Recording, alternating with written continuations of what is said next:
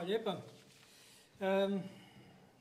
Kao što je i Stanko napomenuo, evangelizacija je u stvari utkana u temelje nasljedovanja Krista i veliko poslanje Kristovih učenika kroz cjelokupnu crkvenu povijest. I jedan od učinkovitih načina je bilo donijeti evanđelje u pisanom obliku svakome na njemu razumljivom jeziku. U ovom istraživanju želio sam u stvari istražiti koliko u stvari imamo različitih novozavjetnih, odnosno možemo reći biblijskih, ali hoću reći sada novozavjetnih i cjelokupnih biblijskih prijevoda, pa onda i različitih izdanja nastalih u zadnjih 30 godina. Odgovor za to morate pričekati kraj izlaganja.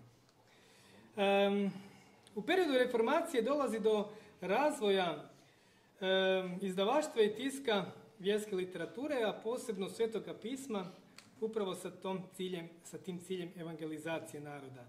Otkrićem pomičnih slova, tiskarske preše, smanjila se cijena izrade knjiga i povećala se produktivnost. Ono što je trebalo za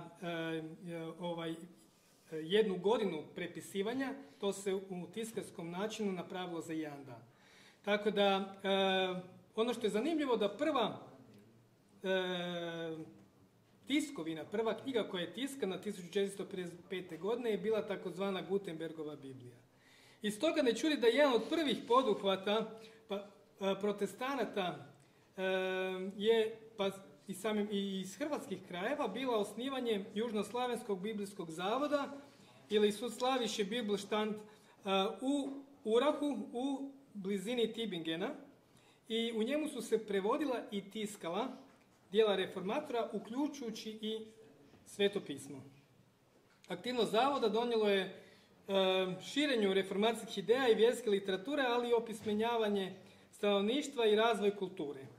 Sola scriptura kao jedna od krilatica reformacije od samih početaka ukazivala na važnost pozicioniranja Svetog pisma kao jednog centralnog izvora za duhovnost ili duhovni život vjernika.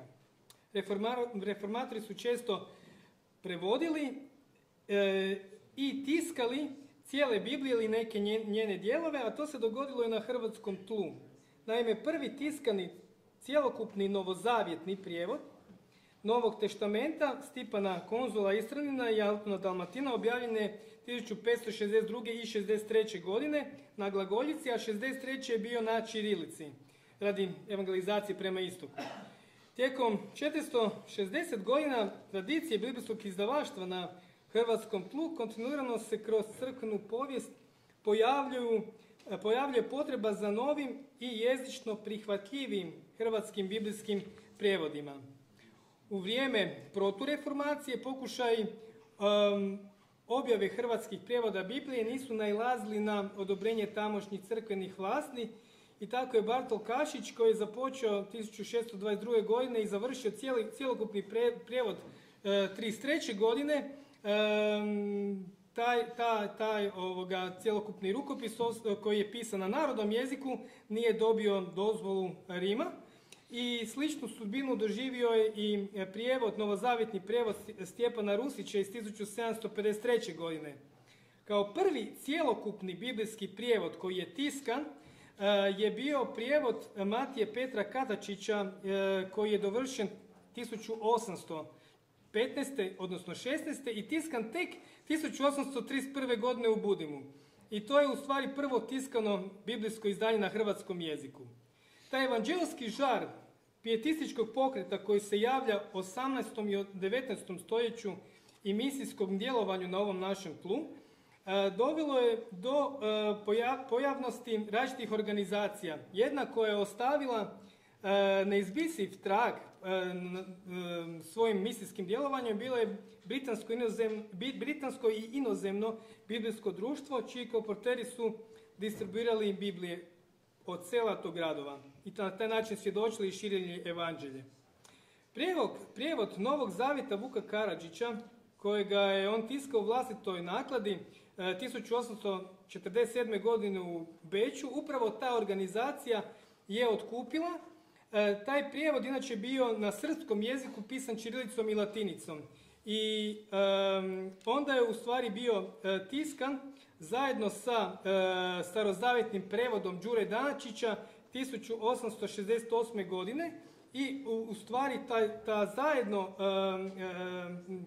jedan novozavjetni Vuk Daničić prijevod je bio dosta dugo u hrvatskom upotrebi, posebno kod članova protestantske baštine. Pohrvaćena verzija, naime, toga prijevoda izdao je evangelik Bogoslov Šulek 1870 godine. A pohrvaćenu cijelu Bibliju tog prijevoda napravio je Milan Rešetar 1858. godine i isto je tiskano u Budimpešti ta Biblija. Znači, bili su još neki prijevodi kao što su prijevod Biblije Braćanina Ivije Matije Škarića sa Vulgate, pa pokušaj koji preveo je samo Evanđelje djela apostolske nadbiskup Štadler. Franjo Zagozda je isto tako preveo Novi zavjet sa grčkog izvornika 1925. godine. Sovićev prijevod iz 39. godine ostaje u rukopisima, ali u biti pisan je srpsko-hrvatskom štokavštinom, međutim on je ostao u rukopisu, ali je bio jako dobar predložak za izdavanje Zagrebačke Biblije. Važan prijevod koji imamo pod nazivom Sveto pismo Starog i Novog Zavjeta Ivana Evanđeliste Šarića objavljen je, odnosno izdan je 1943. godine, preveden je 1942. i 1941. On je se forsirao na čistoću hrvatskog jezika, jedan lijepi stil i umjetnički oblikovan tekst. Hrvatsko biblijsko društvo i Glas Koncila zajedno sa Vrbosanskom nadbiskupijom upravo taj prijevod su izdali 2006. godine kao prvo popravljeno izdanje. Judivit Rupčić 67. godine izdao je Novi zavjet koji je uključen u Zagrebačku Bibliju. Tako da, sad je ovo stao. Okay. Taj prijevod je našao na vrlo dobar prijem i kod katoličkih vjernika, ali i kod vjernika protestantskih crkava i kod pripadnika crkava reformacijske baštine. Za Zagrebačku Bibliju ne treba puno riječi. 68. godine je izdana i to je bila jedan važan projekt koji je ostvarila izdavačka kuća Stvarnosti HKD Svetog Čirila i Metoda.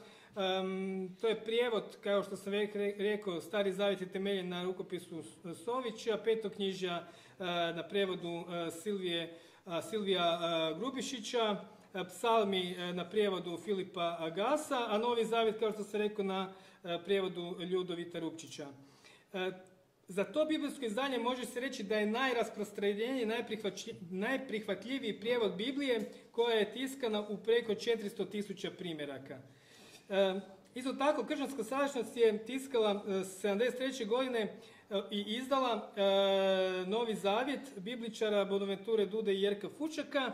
Taj je vrlo isto tako prihvaćen i kvalitetno priređen prijevod koji se rasprostranjeno koristio i u liturgiji, ali i u svakodnevnom djelovanju crkve, kako kod katolika, tako i kod protestanata i kod pripadnika crkava reformacijske baštine. Njegovo 9. izdanje uključeno je u Jeruzalemsku Bibliju, a zanimljivo je da sa ciljem evangelizacije je često korištena taj prijevod upravo kod izdavanja Biblija, takozvanih gideonitskih Biblija, koje izdaje organizacija Gideon International. Sada bih želio reći nekoliko riječi o biblijskim izdanjima koja su u stvari proizišla iz crkava reformacijske baštine. I među prvima možemo spomenuti Duhovnu stvarnost koja je 82. godine izdala parafraziran novozavjetnik tekst sa nazivom Knjiga o Kristu, Novi zavjet živim riječima, koji je započeo još davne prevođenjem poslanice Rimljanima 71. godine Branko Lovrec. Ukupno taj prijevod Novog Zavjeta bio je vrlo popularan među mlađom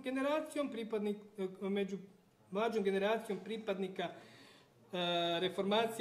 crkava reformacijske baštine, te bio cjelovito prihvatljiv i kao takav jezik, jer je govorio pisao je suvremenim jezikom i jezično razumljivim, a sama cijena te knjige o Kristu bila je vrlo prihvatljiva za svakoga. Potkraj 89. godine jedan isto tako prevoditelj Branko Đaković preveo je i tiskao prvo izdanje Novoga Zavjeta. Izdala ga je Kristova crkva Braće, Bratski vjesnik u Zagrebu. Preveden je doslovan koristeći princip riječ na riječ. 93. godine Novi Zavjet je dopunio sa psalmima. To je bilo drugo izdanje. Treće izdanje tiskano je 94. godine, a četvrto izdanje Novoga Zavjeta, koje je tiskano 2000. godine, izdano je zajedno sa prvim, možemo reći, izdanjem Staroga Zavjeta. Tako da je to u stvari, možemo reći, prva isto tako Biblija, odnosno cjelokupni biblijski prijevod. Sam prijevod je djelomično prihvaćen kod članova Kristove crkve, dok kod pripadnika ostalih vjernika crkava reformacijske baštine nije zamijećeno njegovo neko veće korištenje. Izdavačka kuća Riječi iskrene Baptističke crkve iz Pučina izdala je 98. godine Novi Zavjet po prihvaćenom tekstu ili Textus Receptusu. Prijevod je prevoditelj tog prevoda bio Ivan Vrtorić, uz veliki broj jezičnih i teoloških suradnika. Zanimljivo je da je prva naklada tiskana u 33.000 primjeraka. Isti taj prijevod, što je isto zanimljiv podatak, je 2000. godine Aurora Ministries iz Floride koristio da bi napravio audio Bible for the blind, tako da je to u stvari isto tako prva Biblija za slijepe na u audio obliku sa 12 kazeta. Buduće izdanja tog Novog Zavjeta po prihvaćenom tekstu krenuli su izdavati Gute Boča Verlag i Živa riječ iz Krasice. I zanimljivo je da Vrtorić u samom tijeku prevođenja, on je malo pobornik više konzervativnijeg biblijskog prevađenja, te je konsultirao dosta King James Version, odnosno predložak koji su imali Englezi, odnosno kada je engleski prijevod prevođen 1688. godine. Nastavljajući taj rad, 2012. godine tiskan je cjelokupni prijevod Biblija, Sveto pismo Staroga i Novoga Zavjeta. Imam još 2 minute. Slijedi nakon toga dvojezični hrvatsko-engleski Novi Zavjet, psalmi i mudre izreke, koje je izdao Đuro Martinjak u Kanadi. Ovo izdanje je u stvari imalo dvostupno, paralelno donešen i hrvatski i engleski tekst, međutim, s obzirom na sam čistoću prijevoda, nema neke dobre ocjene od strane stručne javnosti. O jednom projektu za slijepe i slabovidne osobe koje je organizirala Kristova crkva u Zagrebu je bilo isto tako tiskanje Biblije na Brajlovom pismu. To je najteža Biblija u Hrvatskoj, teži 63 kg, velika je, ima 39 svezaka i zanimljiva je po tome što je Brajlovo pismo mogu slijepe osobe čitati. Slijedi Novi Zavjet iz 2001. Koji je preveo Ruben Knežević, s obzirom na vrijeme samo ću nabrajati. Onda imamo isto tako prijevod, koji je izuzetan prijevod. Napravljeno je izuzetno dobra biblijsko-jezična, biblijsko-teološka, jezično-stilistička revizija teksta. Šteta je što nije više zastupljen. Imamo isto tako izdanje Kreni, Novi Zavjet i svjedočanstvo vjere vrhunskih sportaša, to je Novi Zavjet za sportaše. Imamo Novi Zavjet, suvremeni prevod koji je izdanje Kristove crkve i Biblijske lige. Znači, 2020. godine izdana je kompletna Biblija, moram završiti sada. Znači, kompletna Biblija, crvena Biblija, koju ste vjerojatno imali prilike dobiti, vidjeti. Isto tako imamo isto jednog nakladnika iz Varaždina, koji je osim Novog Zavjeta i psalama izdao kompletnu Bibliju. Life Publisher International izdao je studijsku Bibliju pod nazivom Biblija Plus. Imamo i čakovečki prijevod koji izdaje Stablo života. Osim Novog Zavjeta preveli su i kompletnu Bibliju. Evo, ako nekoga još više zanima koje sve biblijske izdanje imamo, možemo u diskusiji. Nisam završio.